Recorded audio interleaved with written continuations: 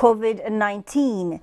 Jack Ma's Foundation medical supply donation to Nigeria arrives just as the Monetary Policy Committee retains rate to observe recent stimulus measures to the tune of 3.5 trillion naira, and the Nigerian equities market goes virtual to protect itself from coronavirus.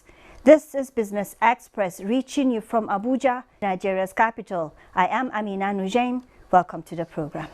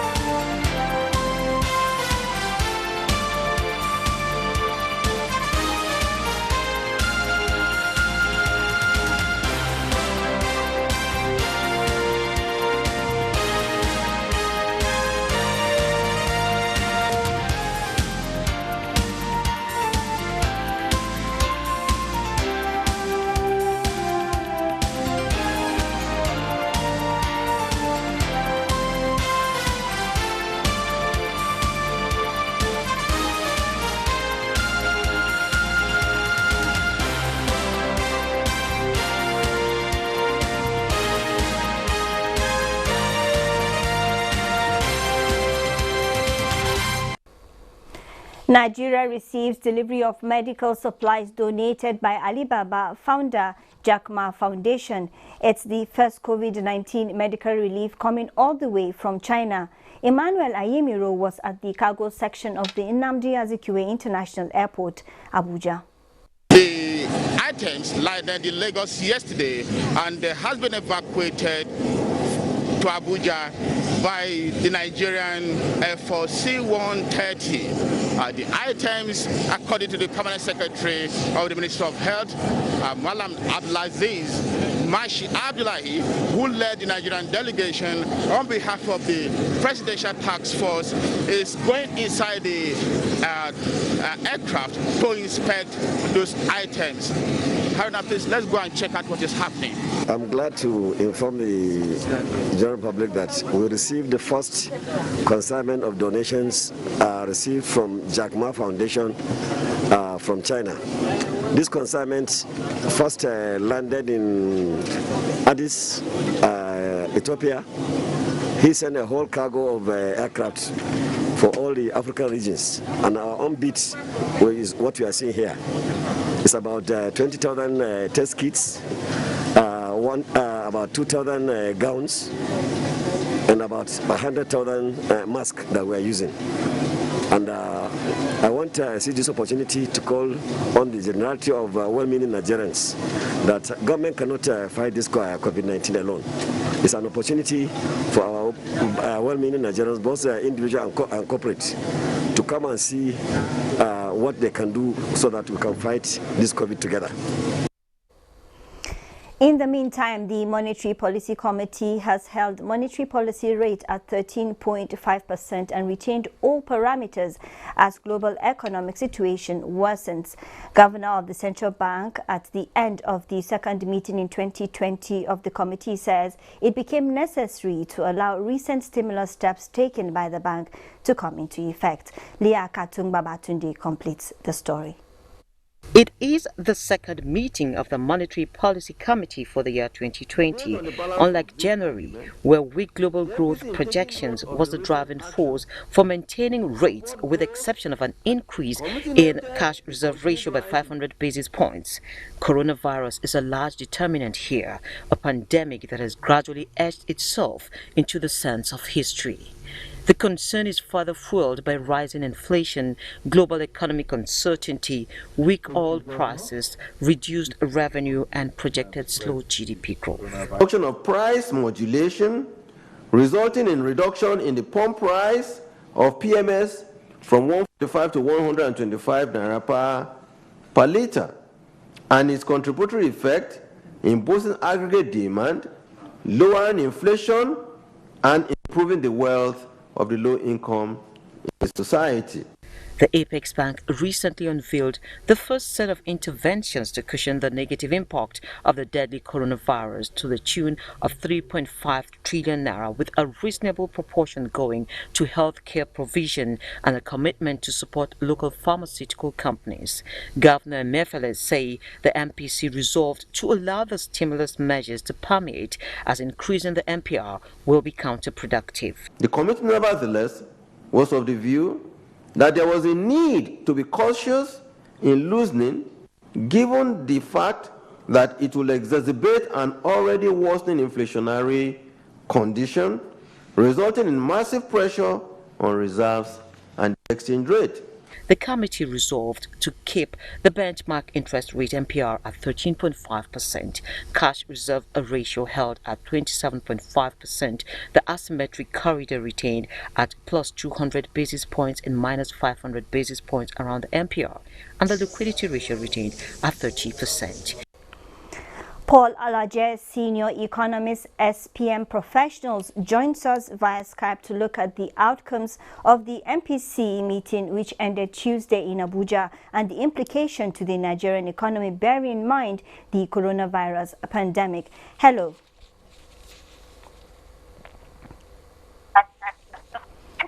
Okay. Mr. Alaje, prior to the recent developments of the coronavirus, there has been argument to tighten or to loosen. From your thoughts, would you say it would have gone another way? Yeah, well, we're not expecting anything less because the world is in a critical moment. Recall that CBN, if they are losing, we are faced with a challenge. Figures are higher now. There's above 12%. So losing would wouldn't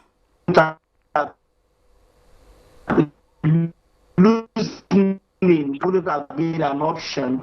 Now, in the point of tightening, which could be an option, our central bank has already made policies to support the entire system with being even though we have it, but it may actually spell even for RPC rate at the end of the day. So I think that taking decision to sit on the fence is actually the best thing to do now, and watch for the next 1 or 2 months and see what the outcome will be. It was not surprising that CBN, that Monetary Policy Committee, I beg your pardon, sat on the fence at this time. And if I were to be were to take the same decision, my option would have been either to sit on the fence or to tighten, but not tighten at this time. Things are not as bad as you thought, because CBN has already adjusted exchange rate, which was the major argument for tightening. Okay, let me come in here. You said it was a good decision to retain the rates. Now, expanding more on how it affects the Nigerian economy, what would your thoughts be?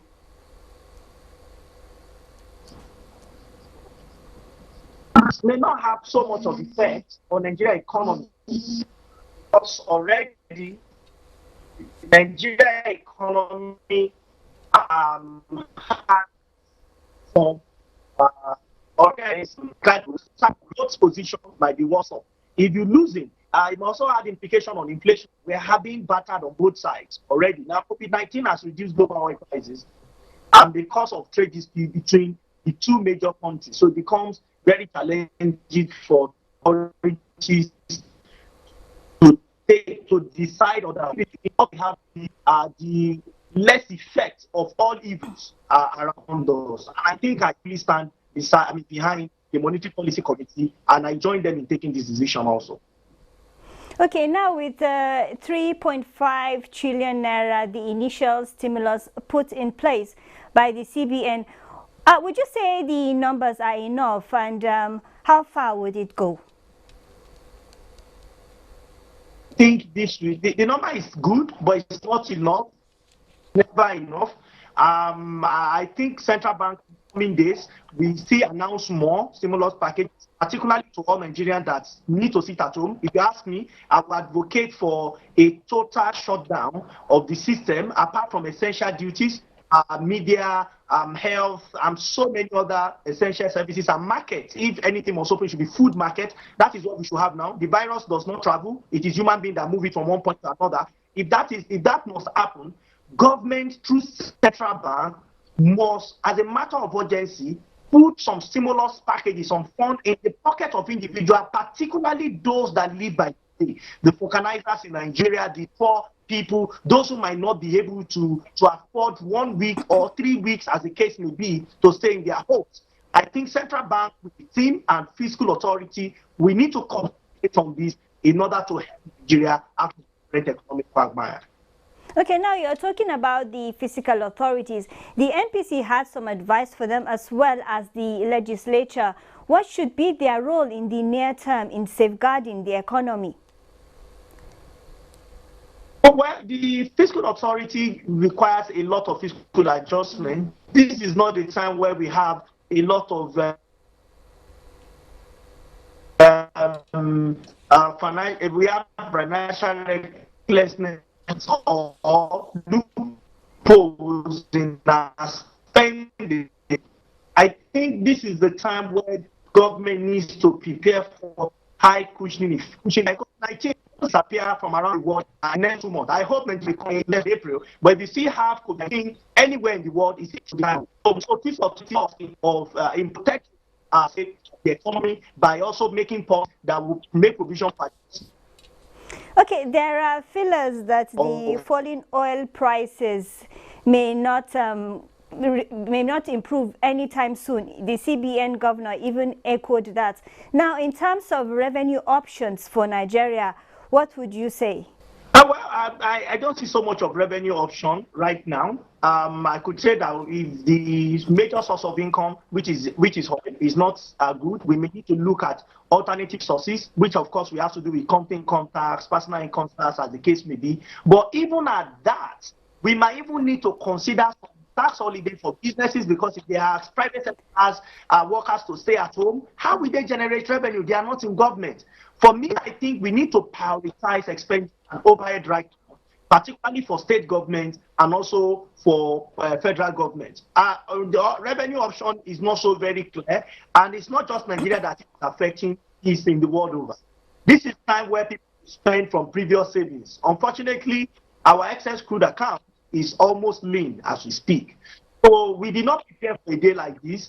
I hope that choices, which of course may be before us, is perhaps to print money, which is a bad option. I don't think we should go that way.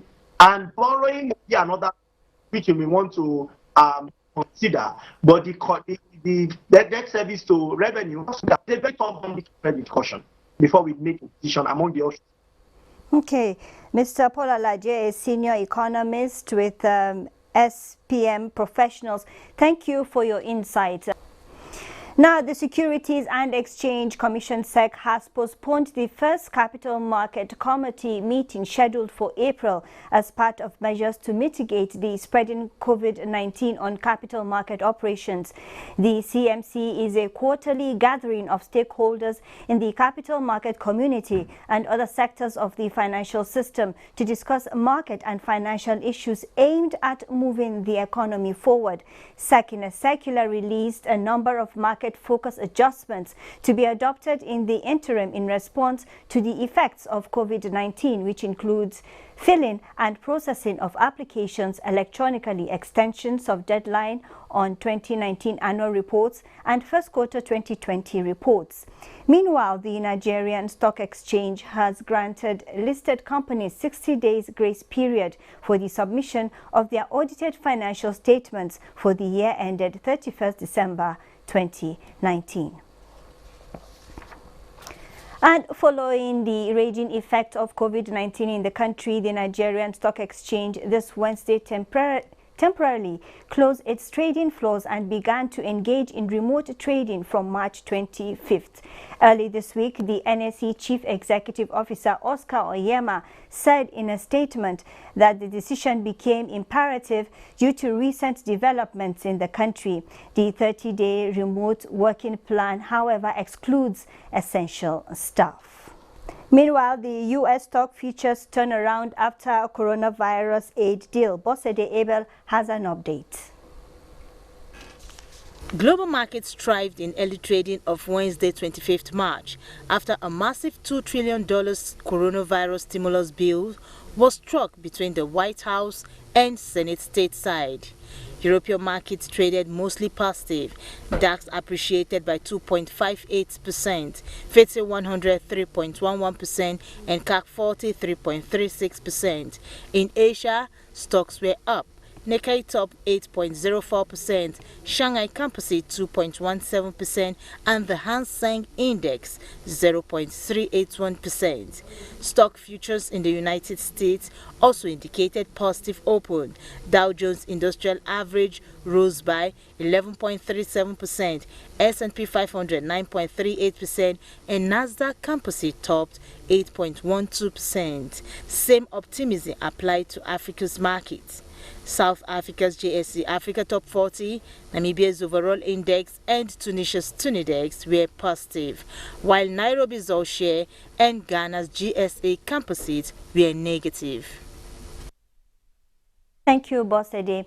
Meanwhile, the market reversed marginal gains recorded Tuesday back home and even sank further on Wednesday as closing data show. The benchmark all-share index fell by 0.05% to end the day's session at 21,729.48 points, while market capitalization settled at 11.323 trillion naira.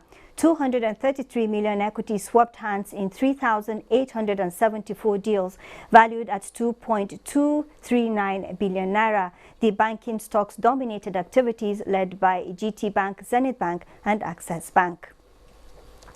In the meantime, commodity prices are still in the red. Let's see the numbers.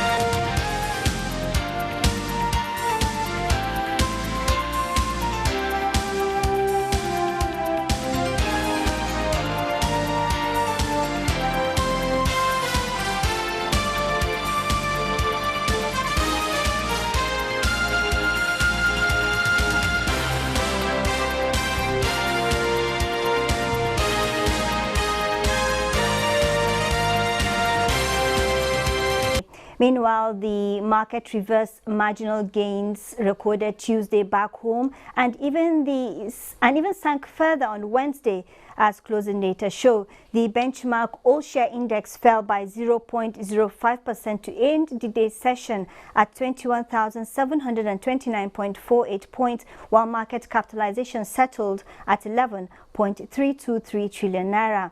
233 million equities swapped hands in 3,874 deals valued at 2.239 billion naira. The banking stocks dominated activities led by GT Bank, Zenith Bank and Access Bank. The oil commodity group import index decreased by 3.27% on average between October and December in latest report released by the National Bureau of Statistics. This was attributed to a drop in the price of prepared foodstuff, miscellaneous manufactured articles, live animals, animal products. The decline was partially offset by increases in the prices of articles of stone, plaster, cement, textile and textile articles, vehicles and aircrafts and parts. The month-on-month change in all commodity group imports prices showed that import prices rose by 0.81% in November when compared with October. The oil commodity group export price index decreased by 2.6% between October and December, while the oil commodity group stood at 102.77 in October, 100.73 in November and 103.54 in December. In the meantime, the manufacturing PMI in the month of February stood at 51.1 index points, indicating expansion in the manufacturing sector for the 36th consecutive month. Data from the central bank show that index grew at a slower rate in March when compared to February. Of the 14 surveyed subsectors, 7 reported growth above 50% threshold in the review month, while other 7 subsectors recorded declines. Let's now see how the Naira is faring alongside other major currencies.